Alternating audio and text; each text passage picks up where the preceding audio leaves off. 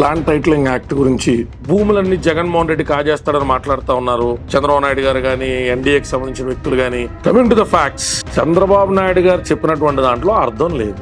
ఎందుకు అంటే 2019లోనే ఇక్కడ పెడుతున్నాను నేను, నీతి ఆయోగ్ అనేటువంటిది ల్యాండ్ టైటిలింగ్ యాక్ట్ అనేది ఒక 250 పేజీల ఒక ప్రతిని ప్రతిపాదిస్తూ ముందరకు తీసుకొచ్చింది.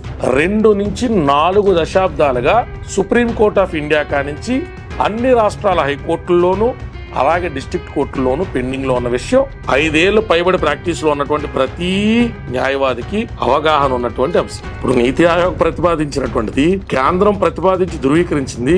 జగన్మోహన్ రెడ్డి గారు రేపు చంద్రబాబు నాయుడు గారు వచ్చినా కూడా దాన్ని అమలు చేయాల్సిందే కదా. వాస్తవ రూపంలో జగన్మోహన్ రెడ్డి గారి పొలాల్ని స్థలాల్ని ఆయన తీసుకెళ్లిపోవడం, ప్రతిపక్షాలు చెప్పినట్టు తాకట్లు పెట్టడం జరగదు. నాకున్న నాలెడ్జ్ లో ఇప్పుడు అదేమి ఇంప్లిమెంట్ చేయట్లేదు. ఎలక్షన్ అయిన తర్వాత కూడా కేంద్రంతో పాటే రాష్ట్రాలు ఇంప్లిమెంట్ చేయాల్సి వస్తారు తప్ప వ్యక్తిగతంగా జగన్మోహన్ రెడ్డి గారు వచ్చేసి కేంద్రంతో నాకు సంబంధం లేదు, మీరు ప్రతిపాదన ఇచ్చారు గట్ట ముసాయిదా బిల్లు ఆధారితంగా నేను చేస్తాను అని చెప్పే అవకాశాలు తక్కువ ఉంటాయి.